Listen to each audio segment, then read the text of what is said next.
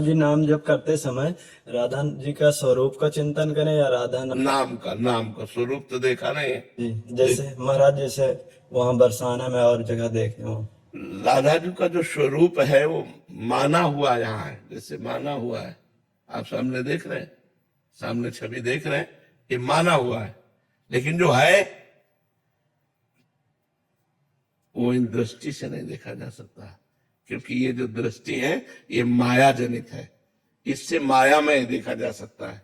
मायातीत देखने के लिए हमें दिव्य दृष्टि चाहिए। भगवान श्री कृष्ण के पास अर्जुन जी रह रहे थे, लेकिन कभी भगवान के स्वरूप को देखा क्या? भगवान ने जब दिव्य दृष्टि दी तब विराट स्वरूप को देखा कि नहीं देखा? तो ऐसे ही जो हम रूप देख रहे हैं सब उन्हीं के हैं, लेकिन वो रूप जो श्री कृष्ण को मोहित कर लेता है, जो श्री कृष्ण को अधीन कर लेता है, वो तो राधा नाम ही दिखाएगा। वो तो दिव्य दृष्टि है। थोड़ा सा बता दीजिए राधा जी क्या बता दें? कैसे हैं राधा जी? अरे भैया, हम बता, एक गुलाब जामुन पवाएं आपको, कैसा लगेगा? अच्छा लगेगा। कैसा अच्छा लगेगा? अच्छा लगेगा। इसके बाद क्या बोलोगे? कुछ बोल पाओगे? खा के देखेंगे। भैया, जब एक प्राकृतिक स्वाद वर्णन नहीं किया जा सकता तो कोटि कोटि रसना जो रोम रोम प्रति होए प्यारी जू के रूप को न प्रमाण कहो जाता है। अगर एक एक रोम में करोड़ करोड़ जिव्या हो तो हम प्यारी जू के रूप का वर्णन नहीं कर सकते। या तो एक जीव सखीरी कहा कहो। भगवान श्री कृष्ण जब प्रकट होते हैं अपने सौंदर्य रूप माधुर्य रूप में, तो करोड़ करोड़ कामदेव मूर्छित हो जाते हैं, और वो जब प्यारी जू का रूप देखते हैं तो अधीन हो जाते हैं। उस रूप का वर्णन कौन कर सकता है? जब श्री कृष्ण की रूप की महिमा के लिए वेद नेति नेति कह रहे हैं, वेद जिनकी महिमा को नेति नेति कह रहे हैं, और वो श्री जी के चरणों में महावर लगाना चाहते हैं, वो श्री जी की वेणी गूंथना चाहते हैं, वो श्री जी के नेत्रों में नेत्र मिलाए रूप रस का पान कर रहे हैं। जाके अधीन सदा ही सांवरो या ब्रज को सिरताज, हमारे माई श्यामाजू को रा। तो कैसे हम श्यामाजू के रूप का वर्णन कर सकते हैं? वो तो केवल स्वाद लेने का, घटकते रहो। तभी तो रसिक जन अलग होते हैं, सबसे अलग होते हैं। वो केवल सुने न काहू की कही, कहे न अपनी बात, नारायण व रूप में मगन रहे दिन रात। ना काहू सो बोली वो, ना कोई व्यवहार, अपनी कोर किशोरी को जियत निहार दिया। थोड़ा वृंदावन की रज लगाओ, वृंदावन के रसिकों का सेवन करो और खूब नाम जप करो, तब श्री जी कृपा करें तो हमारी बुद्धि में वो आवे। नहीं, वर्णन करने में तो बड़े बड़े महापुरुष भी कांप गए। श्री जी के रूप का वर्णन में तेरो रूप कहते नहीं आवे, जैसे ही हरिवंश कछुक जस गावे। श्री जी के रूप का वर्णन महापुरुषों ने किया, पर वो देखो वर्णन कर रहे हैं। देखो माई सुंदरता की सीमा, ब्रज नव तरुणी कदम्ब नागरी, निरखी करत अधग्रीवा। देखो माई सुंदरता की सखी, माई माने तो सखी, सखी देखो हमारी स्वामी जो सुंदरता की सीमा है। कैसी सुंदरता की सीमा है? बोले जो ब्रजनव तरुणी है, गोपीजन, एक गोपी इतनी सुंदर है कि करोड़ करोड़ लक्ष्मी आश्चर्यचकित हो जाए, ऐसी ब्रज युवती जन है। लक्ष्मी कोट विलक्ष लक्षण लसन लीला किशोरी सतई, राधाध्यम ब्रज मंडले मधुरम राधा विधानम परम। श्री स्वामिनी जी की सेवा में जो सखिया है वो ऐसी सुंदर है कि करोड़ करोड़ लक्ष्मी, लक्ष्मी से बढ़कर सुंदर त्रिभुवन में कोई नहीं, करोड़ करोड़ लक्ष्मी आश्चर्यचकित हो जाए, मूर्छित हो जाए, इतनी सुंदर सखियां हैं श्री जी की। और बोले वो सखियां, कदम माने होता समूह, उन सखियों का समूह, उन ब्रज युवतियों का समूह जब स्वामिनी जी को देखते तो ऐसे हो जाती अधग्रीवा, मतलब नमन हो जाता है। इतना सुंदर रूप श्री जी का है। अब लग रहा है कि रूप का वर्णन करेंगे, तो अब क्या वर्णन करते हैं? जो को कोटि कलप लगी जीवे, रसना को ठीक पावे, तऊ रुचिर बदनार बिंद की शोभा कहेत न आवे। देखो माई सुंदरता की सी। बोले अगर कोई करोड़ कल्प तक जिए और करोड़ों जिभ्या पावे तो भी राधा किशोरी के रूप का वर्णन करने में नहीं आता। देवलोक भूलोक रसातल सुनि कवि कुल मत डरिए, सहज माधुरी अंग अंग की कही कासों पट तरिए, देखो माई सुंदरता की सी। बोले श्री जी कैसी सुंदर है? बोले न देवलोक में कोई देवांगना अप्सरा ऐसी है, न भूलोक में कोई है, न कोई रसातल में ऐसी है कि जिससे उपमा दी जा सके। सहज माधुरी अंग अंग की ऐसी जो श्री कृष्ण के चित्त को चुराने वाली है। अब कह रहे हैं जैसे हित हरिवंश प्रताप रूप गुण वय बल श्याम उजागर, जाकी भ्रू विलास बस पसूर्यु दिन विथकित रस सागर, देखो माई सुंदरता की सीमा। बोले वेद में पुराणों में शास्त्रों में जिनका प्रताप रूप गुण बल वय प्रसिद्ध है वो प्रभु श्री कृष्ण, जिनकी भ्रकुटी मरोड़ पर व्यथिकित हो जाते हैं, मूर्छित हो जाते हैं। तिरछी चितवन से लाडली जो देख ले तो लाल जो विवश हो जाते हैं। बोले ऐसी सी सुंदर स्वामी जी। तो स्वामी जी की सुंदरता का केवल अगल बगल से किया, लेकिन स्वामी जी जो ऐसी सुंदर है ऐसा वर्णन है वो तो केवल राधा नाम ही बताएगा। जितना नाम जप करोगे उतने रूप प्रकाशित होता चला जाएगा। अरे जी हम तो श्री जी को रोज देखते हैं, दिन रात देखते हैं, आप ही श्री जी है हमारे। वो जब गाती है गावत सुंदरी हरि सरस धमार, पुलकित खग मृग बहत नवारी, वायु बहना बंद हो जाती है। जितने वृंदावन के पक्षी हैं ये सब मानो मुनि व्रत धर्यो कपोती कोकिला कीर, मौन व्रत धारण करने वाले परमहंस की तरह जब लाडली लाल दोनों गलवहिया देकर गान करते, गावत सुंदरी हरि सरस धबार, पुलकित खग मृग बहत नवार। हम तो उनकी दासी की दासी हैं, हम जो है उनकी दासी की दासी है। अभी तुमने स्वामिनी का वैभव कहाँ देखा? अभी तो दासी का वैभव देखा है। दासी का वैभव कहाँ देखा है? फिर स्वामिनी का वैभव। अरे अनंत ब्रह्मांडों के स्वामी जिनके अधीन लालन तेरे ही अधीन, सुनीली सखी हो साच कहत हो, तू जल है ये मीन, आप जल हो प्यारी जो, और लाल जो मीन है। जैसे मछली जल के बिना नहीं जीवित रह सकती ऐसे आप नहीं रह सकते, लालन तेरे ही अधीन। ये बड़ा प्रेम रस बच्चा, भजन करो तब समझ में आएगा। राधा वल्लभ में आप बोलते हैं कि अपना साक्षात है, तो उसका उनका भी ध्यान मतलब कर देते हैं। हाँ बिल्कुल, महाप्रभु ने कहा राधा वल्लभ लाल को हृदय ध्यान मुख नाम।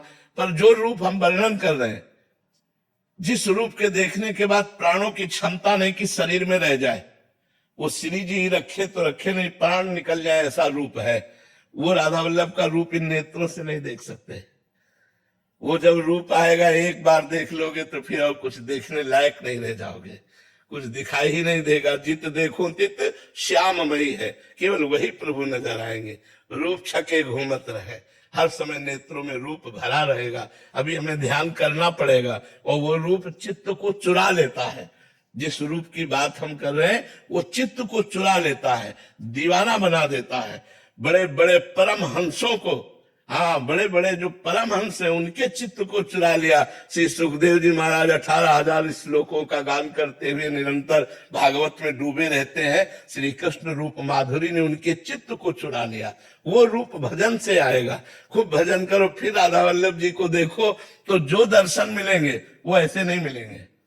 जब भजन दिन भर करके जाओ और जब फिर आंख मिलाओ तो फिर जो आंसू आएंगे रूप देखते हुए, वो बात अलग होती है। उमेश कुमार जी बरेली से। राधे राधे महाराज जी। महाराज जी, जीवन के कठिन समय में अध्यात्म तथा आध्यात्मिक गुरु से कैसे मदद प्राप्त करें कि जीवन के प्रति नकारात्मकता तनाव चिंता से मुक्त हो पाए? देखो, संतों की कृपा या गुरु की कृपा का फल होता है हमें उनके बताए हुए मार्ग पर चलने की हिम्मत आ जाए। क्योंकि अध्यात्म में मन और इंद्रियों को मार करके चला जाता है। मन कह रहा है ये देखना है, ये सुनना है, ये खाना है, ये पीना है, ऐसा तो धर्म पूर्वक जो खान पान है उसको करो और नाम जप करो। अगर नाम जप करोगे तो आप में आध्यात्मिक पावर जागृत होगा और उसी पावर से हम काम क्रोध लोभ मोह मद मत्सर जो हमारी विपत्ति का कारण है, विपत्ति का कारण पाप है और पाप का मूल वासना है। तो ये वासना के क्षेत्र है, काम क्रोध लोभ मोह। कहीं क्रोध से पाप हो गया, कहीं काम से हो गया, कहीं मोह से हो गया, कहीं लोभ से हो गया, कहीं ईर्ष्या से, कहीं द्वेष से, ऐसे पाप हो जाते हैं। तो हमें चाहिए कि निरंतर नाम जपने का अभ्यास करें। नाम जप में बहुत पावर है। भारी से भारी विपत्ति को भी आप हंसकर सह सकते हैं। ये हम खुद अनुभव की बात आपको कहते हैं। संतों के पास जाया रहता है अनुभव की बात सुनने के लिए कि उन्होंने अध्यात्म में जो प्राप्त किया है उसे हम सुने और विश्वास पूर्वक हम मान करके वैसे ही चले। तो जो शास्त्रों का स्वाध्याय करने में हमारा वर्षों गया वो हम मिनट में तुम्हें बता रहे हैं। जिस बात के अनुभव करने के लिए 10 वर्ष लगाए वो हम सेकंड में बता रहे हैं तुम्हें। ये लाभ मिलता है संतों के संग से। तो वो बात हम पकड़ लें। अब जैसे आप नाम जप करना शुरू कर दें, अधिक से अधिक करें। जब मन परेशान कर रहा है, जब विपत्ति आ रही है, नाम जप करें तो आप देखेंगे एक अंदर ऐसा स्थान है जहां आपको कोई छू नहीं सकता। तो जब तक मन आनंद में नहीं रहेगा तो शरीर के कष्ट में लग जाएगा, वो विपत्ति में लग जाएगा, वो दुख में लग जाएगा जो हम झेल नहीं पाएंगे। और जब हम नाम जप करते होते हैं तो हमें एक भरोसा होता है कल हमारा अच्छा होगा, क्योंकि हम अच्छे आचरण कर रहे हैं। अब हम बुरे आचरण नहीं कर रहे हैं जिससे कल हमारा गंदा नहीं होगा, कल हमारा अच्छा होगा। पर आज से ही कल का निर्माण होगा। अगर आज हमारा गंदा हो गया तो कल हमारा गंदा हो जाएगा। वर्तमान ही भविष्य का निर्माण करता है। हमें वर्तमान के समय को अच्छे आचरण में और भगवान नाम जप में व्यतीत करना है और चिंता नहीं करनी। देखो, कोई ऐसा मनुष्य शरीरधारी नहीं है जिसको संघर्ष ना करना पड़े। क्यों? आप बताओ, कोई ऐसा है जिसको संघर्ष जीवन में ना करना पड़ा हो, जिसको विपत्ति या दुख या छल कपट या धोखा ये सब न देखने पड़े हो? ये संसार का स्वरूप है। हमको बहुत मजबूत होके चलना होगा, नहीं हमारा जीवन व्यर्थ हो जाएगा। आपने अच्छा मकान बना लिया, आपने अरबों रुपए जमा कर लिए, लेकिन आपने भजन नहीं किया, तो जब शरीर छूटेगा तो आपके साथ क्या जाएगा? किया हुआ पाप कर्म, किया हुआ पुण्य कर्म, भजन तो किया नहीं, तो फिर यही आवागमन चक्र, यही सुख दुख का चक्र। इसलिए संत और गुरु के पास जाया जाता है अमोघ वस्तु प्राप्त करने के लिए। अमोघ माने जिसका नाश न हो, जो व्यर्थ न हो। वो है भगवान का नाम, वो है भगवान का मार्ग, वो है भगवान की लीला कथा, भगवान से प्रेम। ये हमें जीवन को प्रकाशमय बनाने के लिए अत्यंत आवश्यक है और इसके लिए कुछ छोड़ना नहीं है। मतलब जैसे लोगों के दिमाग में रहता है कि हम घर द्वार छोड़ दें, हम इस बात से आपको बिल्कुल, हम खुद छोड़े हुए हैं, बचपन से छोड़े हुए हैं, तो अनुभव की बात कह रहे हैं। हमको उद्देश्य बदलना है, सिर्फ उद्देश्य। हमको स्थान नहीं बदलना, भेष नहीं बदलना, क्रियाएं नहीं बदलनी। गृहस्थी में अगर हम किसान हैं तो किसानी ही करनी है, व्यापारी हैं तो व्यापारी करना है। हमको उद्देश्य बदल देना है। अगर उद्देश्य धन रहा, मान प्रतिष्ठा रही, तो भेष बदल देने पर भी काम नहीं बनेगा, देश बदल देने पर भी काम नहीं बनेगा। देश और भेष बदलने से भगवान की प्राप्ति नहीं होती, उद्देश्य बदलने से भगवान की प्राप्ति होती है। तो हम नाम जप करें और जो कर्म करें वो अच्छा कर्म करें। ये तुम्हें पता है बुरा कर्म क्या है? बुरा कर्म त्याग कर दें और अच्छा कर्म करें तो इसी जन्म में हमें आनंद की प्राप्ति हो जाएगी, जिसे आनंद कहते हैं। रुपए में आनंद नहीं है, मकान में आनंद नहीं है, एसी रूम में बैठा हुआ है, निगेटिव चिंतन जल रहा है, पंखा भी नहीं है लेकिन पॉजिटिव चिंतन मस्त है, चिंतन पॉजिटिव है, वो मस्त है। तो चिंतन पॉजिटिव कहां से आएगा? बिना अध्यात्म के पॉजिटिव चिंतन थोड़ी होता है, निगेटिव। अध्यात्म इतना बलवान है कि सामने वाला मार रहा है और हम उसका मंगल बना रहे हैं।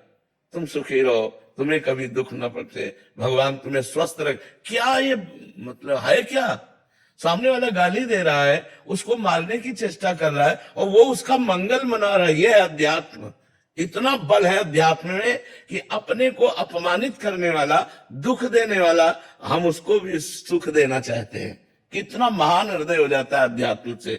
इसलिए हम अध्यात्मवान बने, नाम जप करें। गुरुदेव, नाम जप के समय मन इधर उधर बहुत भागता है। कोई परेशानी नहीं। अगर इधर उधर मन भागेगा, हम भोजन पाएंगे तो पेट भरेगा कि नहीं? ऐसे ही जितना नाम जप कर रहे हैं, एक एक नाम से संसार के प्रति वैराग्य और अपने स्वरूप का ज्ञान और भगवान से प्रेम, ये होता जाएगा। लेकिन अनुभव तभी आता है जब पेट आधा भर जाता है, कई दिन के भूखे हो, फिर अनुभव आता है कि खीर कैसी, हलवा कैसा, रोटी दाल कैसी। जब तक आधा पेट नहीं होता तब तक तो केवल भरने में रहता है, जल्दी जल्दी में फिर स्वाद आता है। ऐसे अभी भरो, मन भागे कोई, राधा राधा राधा राधा राधा राधा राधा, 24 घंटे में 12 घंटा भजन होने लगे तो आधा पेट हो गए। फिर आपको स्वाद आएगा, राधा नाम सुधा रसम रसी तुम जिह्वास्त में व्यूहला, आंसू गिरने लगे, राधा राधा, रोमांच होने लगेगा। जो चाहोगे वो कर सकते हो, आपके पास धन है, परम धन राधा नाम आधार, जो चाहोगे कर सकते हो आप। मतलब हम आपको सबको विश्वास दिलाते हैं कि भगवान नाम जरूर जप करो, नाम जप से ही तुम्हारा मंगल होगा। कष्ट के साथ आनंद, ये अध्यात्म अनुभव कराता है। तेरा किया मीठा लागे, ये केवल अध्यात्म अनुभव कराता है। नहीं तो आदमी विचलित हो जाता है। बहुत कष्ट है संसार में, आप देखो ना, बहुत कष्ट है। सब कुछ मेहनत करके किया, इसके बाद हम मर रहे हैं, सब छूट रहा है। अब फिर अगला जन्म, फिर पढ़ाई लिखाई, फिर में यार कब तक चलता रहेगा? कब तक चलता है? कोई स्थायी बात तो बने। अपना स्थायी नहीं, अपना ट्रांसफर वाले हैं। सरकारी ट्रांसफर आए तो छोड़ो शरीर, छोड़ो घर, छोड़ो पत्नी, छोड़ो पुत्र, छोड़ो बैंक बैलेंस नया। अब पता नहीं सुअर बने कि कुत्ता बने कि पशु बने कि पक्षी बने, क्या बने, कुछ पता नहीं।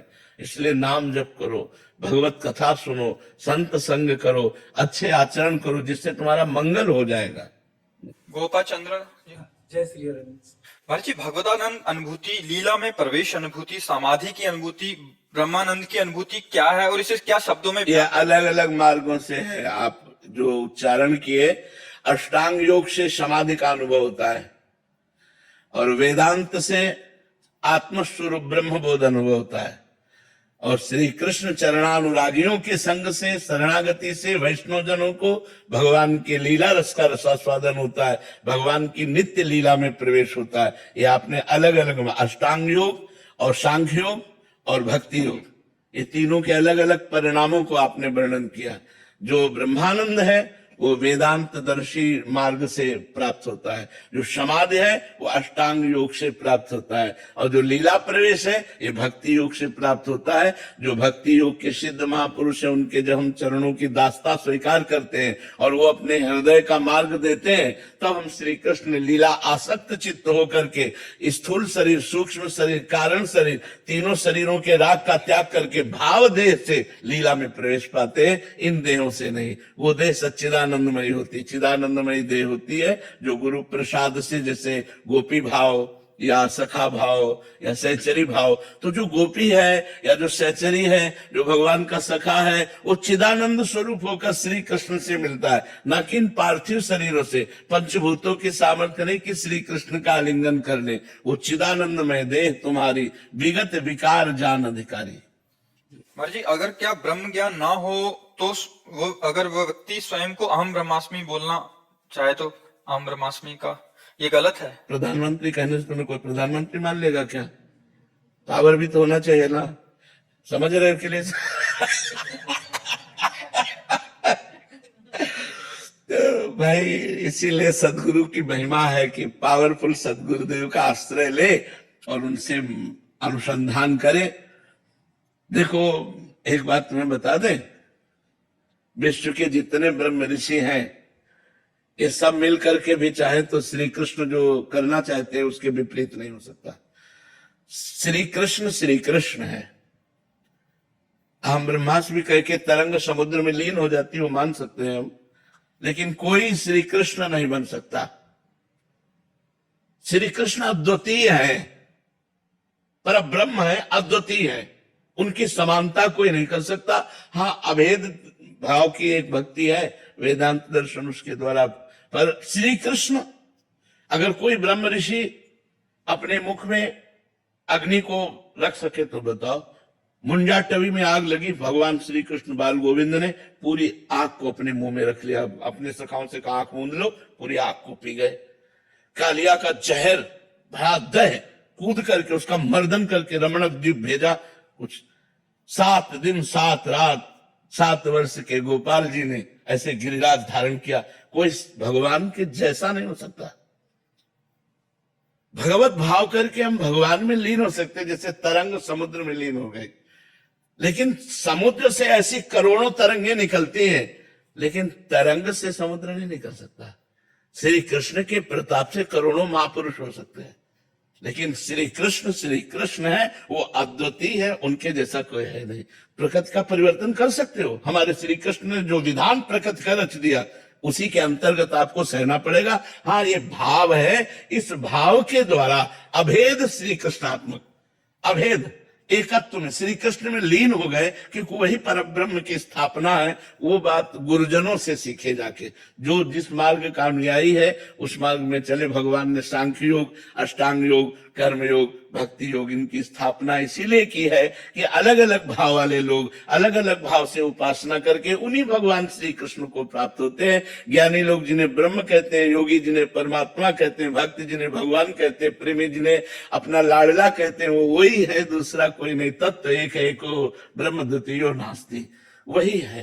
पर ऐसे हम शुरू कर दें कि हम ब्रह्मास्मि, तो ऐसे नहीं। गुरु की चरण, शास्त्रीय आदेश है, महापुरुषों के शरण में जाए, उनसे ज्ञान योग का मार्ग सीखे और फिर उसके अनुसार चले और भगवान कृपा करें तो वो सिद्धि को प्राप्त हो। जो निर्विघ्न मार्ग निर्वाह कर ले जाए वो कैवल्य परम पद प्राप्त कर लेता है। श्री कृष्ण की सेवा मात्र में इतना सुख है कि दीयमानम ग्रहणंति विना मत सेवनम जना। ये बड़े बड़े मोक्ष कैवल्यादि देने पर भी भक्त स्वीकार नहीं करता। भगवान की चरण दासता में वो सुख है। तो हमें लगता है कलयुग है, हम ब्रह्मास्मि, तो सिद्ध होना बड़ा कठिन है। हमें लगता है कि अगर श्री कृष्ण दासत्व ले लिया जाए, प्रिया जी का दासत्व ले लिया जाए तो पार हो जाएंगे। क्योंकि करो सदा तिनके रखवारी, जिम बालक राखे महतारी, इसमें भगवान रक्षा करते हैं और ज्ञान में स्वयं आप ब्रह्म है। तो जो ज्ञानिन कर चित अपरई बरियाई विमोह बस करे। माया इतनी विचित्र है, इतनी प्रचंड है कि शिव विरंती का मोह है, को है बपुराण। तो हमें लगता है बच्चा कृष्ण कृष्ण कहो, राधा राधा कहो, प्रभु की दास्ता में रहो, प्रभु की कथा सुनो, प्रभु का चिंतन करो, प्रभु के भक्तों की शरण में रहो, तो हमें लगता है पार हो जाओगे माया से। ब्रह्म चिंतन बहुत कठिन हो गया है। ऐसा नहीं, वो मार्ग है, मानते मार्ग है, लेकिन बहुत कठिन है बच्चा। जो निर्विघ्न पंथ निर्वाही सो कैवल्य परम पद लाई। ये हम छोटी छोटी चीजों में तो आसक्त हो जाते हैं। संपूर्ण चराचर जगत से वैराग्य होना, लोक परलोक से, अपने शरीरों से वैराग्य होना, शरीरों से वैराग्य होना, शरीरों से 3 शरीर है, स्थूल सूक्ष्म काल, तीनों शरीरों से वैराग्य होना, तब आत्मस्वरूप का बोध गुरु कृपा से होना। ये बड़ा कठिन मार्ग है। हमें लगता है अगर राधा राधा कृष्ण कृष्ण कहे तो अभी प्राण निकल जाए, तो अभी परम पद मिल जाएगा। अजामिल ने पुत्र के बहाने से नारायण बुलाया तो उसे परम पद मिल गया। जीवन भर गलत आचरणों में रहा, लेकिन अंतिम समय नारायण भगवान का मंगलमय नाम निकल गया। तो हमें लगता है कि कलयुग में नाम महाराज की जय है, इसलिए नाम को पकड़ लो तो मंगल हो जाएगा। हरे नाम हरे नाम हरे नाम केवलम कलो नास्ते नास्ते गति अन्यथा।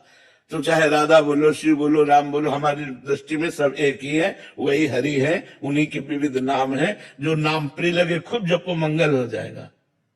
राधा रानी की अनन्य भक्ति, आपका प्रेम हमेशा बना रहे महाराज, यही चाहते हैं। जीवन का सार भी यही है। हाँ, जीवन पर इसमें आवश्यकता है, आपने एक शब्द कहा अनन्य, अन्य ना, बस साधु का जीवन तभी चमकता है जब अन्य ना हो, कोई संबंध ना हो और कोई अपना कहलाने वाला ना हो। पूरे जीवन में सावधानी रखनी होती है साधुता में कि कोई अपना कहलाने वाला ना हो। लोग आपको लाखों अपना कहें, आपके दिल में कोई अपना नहीं होना चाहिए, केवल श्री जी के सिवा। अगर कहीं ऐसी चूक हो जाती है कि हम किसी को अपना मान लेते हैं तो धोखा के सिवा, अशांति के सिवा, अपमान के सिवा, भगवत विमुखता के सिवा कुछ छात्र नहीं लगता है। इसलिए क्योंकि ठाकुर जी अपना रहने नहीं देंगे। आप शरणागत हैं तो आपको फंसने नहीं देंगे, वो आपको दिखाएंगे कि अपना कोई नहीं है, पर बहुत समय नष्ट हो जाता है और बहुत चिंता नष्ट होता है। इसलिए हमें चाहिए अनन्य, अन्य ना। मेरे तो गिरधर गोपाल दूसरों न कोई, तो दूसरों ना कोई, इस पर पूरे जीवन ध्यान देना है। मेरे गिरधर गोपाल तो है ही है, अब शरणागत है वो कहा, और दूसरा तो कोई है नहीं, लेकिन दूसरों ना कोई, इस पर जीवन भर हमें ध्यान देना है। अगर इस पर चूक हो गई तो पहले वाले में चूक हो जाएगी, मेरे तो गिरधर गोपाल, इस पे चूक हो जाएगी। इसलिए दूसरों ना कोई पर पूरे जीवन ध्यान देना है। ये हमारा दूसरा कोई नहीं, श्री जी के सिवा, लाडली जी के सिवा, लाल जी के सिवा, प्रभु के सिवा, गुरु के सिवा, इष्ट के सिवा। और खूब नाम जप करे, मस्ती से रहे। ये मार्ग ही तो परमानंद का है। अगर इस भेष में भी परमानंद की प्राप्ति न हुई तो फिर कहाँ प्राप्ति होनी है। यही मार्ग परमानंद, खूब निरंतर जप परायण रहो। आनंद का स्वरूप है निरंतर भगवद स्मृति, हरि स्मृति सर्वानंद का स्वरूप है। सुखी मीन जहां नीर अगाधा, जिमि हरि शरण न एको बाधा। जब हम भगवान की शरण में होकर भगवान का स्मरण करते हैं निरंतर, तब आनंद का स्फुरण होता है। पहले तो पाप का नाश होता है, तब तक जलन रहती है, और फिर जब आनंद का स्फुरण होता है तो जैसे चीटा की टांग गीले गुड़ में फंस जाए ना तो मर ही सकता है, दूसरा कोई उपाय नहीं। ऐसे ही मन प्रभु में फंस जाता है तो मन मर जाता है। मन मारिया तन बस में कीन्हा, हुआ भरम सब दूर, बाहर से कछ दिखत नाही, अंदर चमके नूर। आपो त्याग जगत में बैठे, नहीं किसी से काम, उनमें तो कछु अंतर नहीं, संत कहो चाहे राम। वो भगवत स्वरूप हो जाते हैं जिनका सतत स्मरण चलता है। जो भगवत स्मरण परायण है वही धन्य है, और जो भगवत स्मरण में त्रुटि है वही हमारी कमी, हमको दूर करना चाहिए। अखंड भगवत स्मृति, निरंतर भगवत स्मृति, अव्यावृत भजनात् तैल धारावत भजन, यही जीवन का सार है। सब शास्त्रों और सब महापुरुषों से सम्मत ये बात है कि किसी को कुछ मिला है तो स्मृति है। देखो पूरी गीता जी सुनने के बाद अर्जुन जी को क्या मिला? नष्टो मोहा स्मृतिर लब्ध्वा तत्प्रसादान मयाच्युता। हे गोविंद, हे अच्युत, आपकी कृपा से अब मोह का नाश हो गया और स्मृति प्राप्त हो गई। भगवान ने प्रारंभ में कहा था मामुनिस्मर युद्ध च, तो कई प्रश्न खड़े कर दिए। जब सब प्रश्नों का समाधान हुआ तो उत्तर में वही बोले नष्टो मोहा स्मृति लब्धा। स्मृति ही संपूर्ण शास्त्रों का सार है। तो आप लोग तो सब भाई जी पूज्य राधा बाबा के कृपा पात्र हैं। जो आश्रम है वो सब कृपा पात्र है। हम लोग जैसे आश्रम है ना, तो आश्रित जन कृपा पात्र ही कहे जाते हैं। मिले हो या ना मिले हो, वो मिले ही है, वो कभी दूर नहीं है। उनकी वाणी के अनुसार चला जाए तो हम आज भी उनके संग हैं, हर समय संग हैं। पूज्य भाई जी और पूज्य बाबा, नाम, दोनों महापुरुषों का जीवन आप जब सूक्ष्मता से जांच करोगे तो नाम मिलेगा। नाम ही क्रम बाई क्रम जो अध्यात्म की ऊंचाइयां हैं उस पे बाबा को और भाई जी को, दोनों को उसी नाम। भाई जी की बात को पकड़ने के लिए पावर चाहिए था, वो नाम से बाबा ने एकत्रित किया। भाई जी को जो पावर प्रकाशित हुआ वो तो अवतारी पुरुष है, वो नाम की लीला करते हैं। बकाया नाम ही उनका अनुभव है। उन्होंने यही कहा, मेरी प्रथम और आखिरी अंतिम यही अनुभूति है कि नाम जप किया जाए, निर्वाह भगवान करेंगे और निश्चित भगवत प्राप्ति होगी। तो भगवत स्मृति, उठते बैठते चलते फिरते खाते पीते सोते जागते हर समय नाम भगवान का यदि हमारी जिह्वा में संस्पर्श है तो हमें भगवत प्राप्ति निश्चित होगी। और ये महापुरुषों का, सब महापुरुषों का, सब साधन कर यह फल सुंदर, प्रभुपद पंकज प्रीति निरंतर। सब साधना का सुंदर फल है। बैठे हैं अंदर ही अंदर भगवान की रूप माधुरी, गुण माधुरी, लीला माधुरी का चिंतन कर रहे हैं, नाम जप कर रहे हैं। तो जो हमारा स्वरूप है वो इसी से ढका हुआ है, त्रिगुण माया से, सतोगुण रजोगुण तमोगुण। जब नाम जप करते हैं, नाम गुणातीत है, तो जीव की वृत्ति गुणातीत कर देता है। जो भी गुणातीत हुआ तो अपने स्वरूप का बोध हो जाता है। जैसे भक्ति में मैं सखा हूं, मैं गोपी हूं, मैं सहचरी हूं, और ज्ञान में आत्मा स्वरूप का बोध, बिना स्वरूप बोध हुए वो माया मुक्त नहीं कहा जा सकता। स्वरूप बोध नाम ही करवाता है। देखो भगवत रूप माधुरी जब झलकने लगती है ना, जैसे दर्पण में अपना प्रतिबिंब दिखाई देता है, ऐसे भगवत रूप माधुरी का अवलोकन करते स्वरूप बोध हो जाता है। मम दर्शन फल परम अनूपा, जीव पाव निज सहज स्वरूपा। जीव को सहज स्वरूप की प्राप्ति हो जाती जो हमारा है। इसलिए खूब नाम जप कीजिए और हमें भी आशीर्वाद दीजिए कि नाम में प्रीति है। रेखा जी कुरुक्षेत्र से। श्री हरिवंश गुरुदेव भगवान। गुरुदेव भगवान, आपके श्री मुख से सुना है कि शरणागत को श्री जी का चिंतन करना चाहिए, ना कि चिंता करनी चाहिए। गुरुदेव भगवान, इस शरीर के बच्चे नव किशोर अवस्था की तरफ जा रहे हैं, न चाहते हुए भी उनकी चिंता हो जाती है महाराज जी। ऐसे में शरणागति कैसे सुदृढ़ करें महाराज जी? चिंता हो जाना शरणागति में कलंक नहीं। भगवान की सेवा मान करके हम कर रहे हैं ना। वो आपके पुत्र केवल निमित्त मात्र के हैं, तो भगवान के जन ना।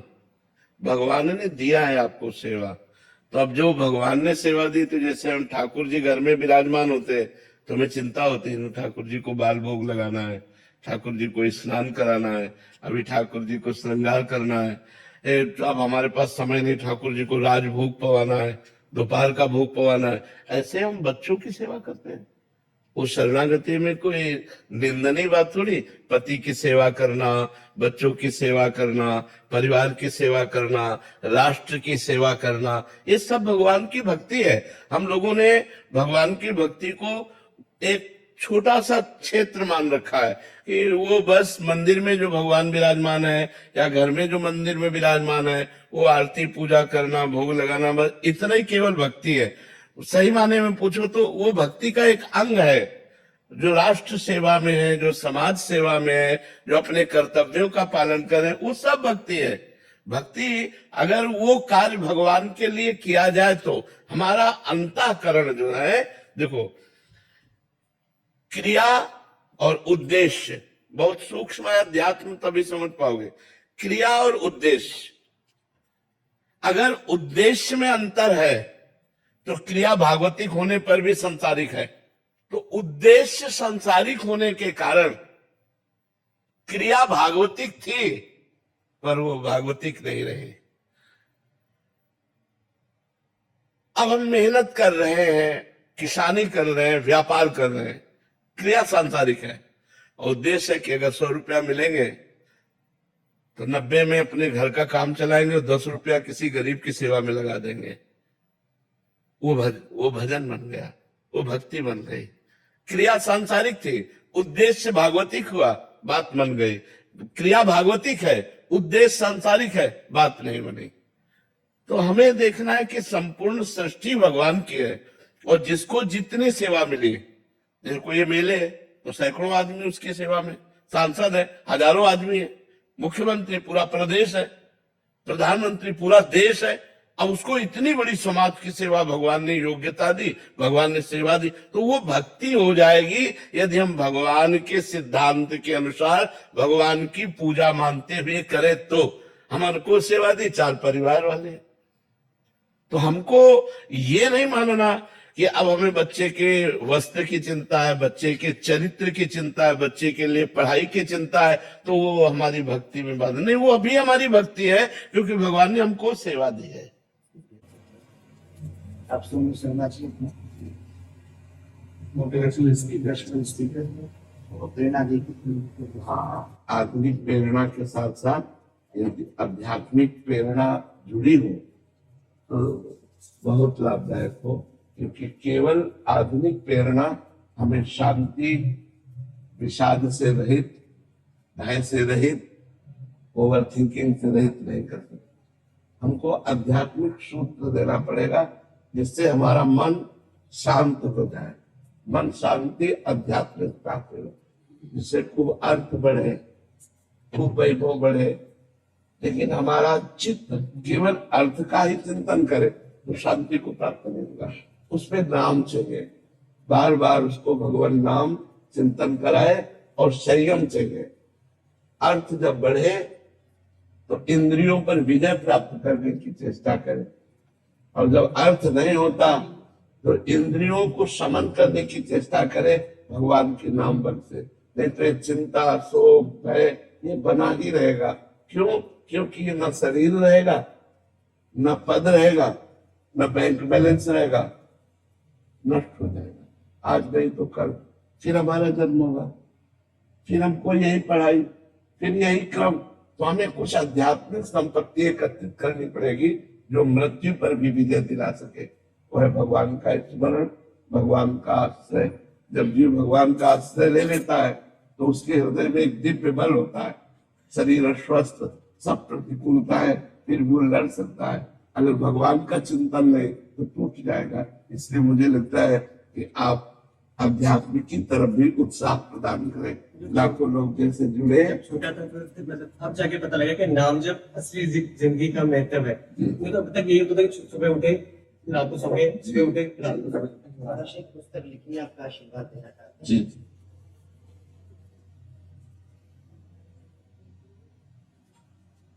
पहला ही शब्द जो हमें मिला, दैव दैव आलसी पुकारा।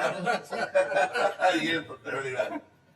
हमें आलस्यवाद रहना, हमें तत्पर रहना, बहुत बहुत सुंदर।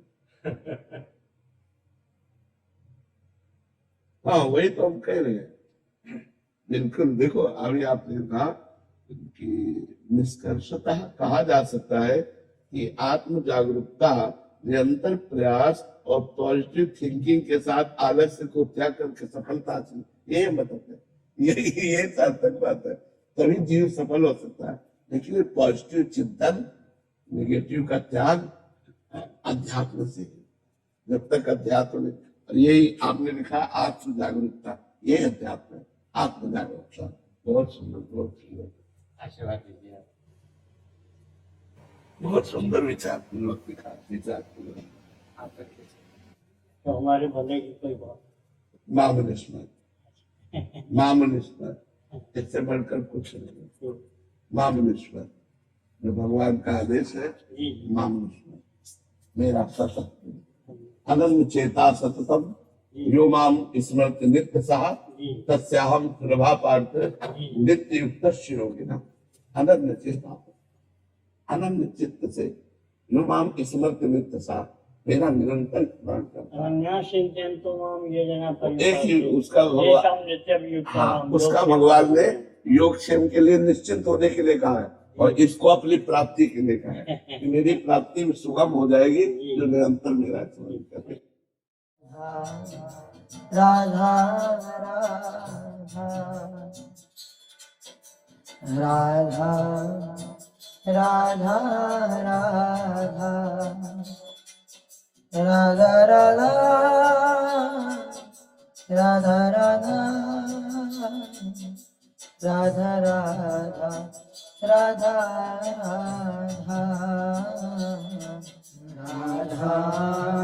राधा राधा राधा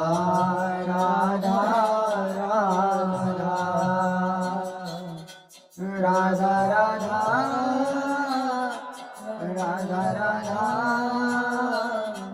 राधा राधा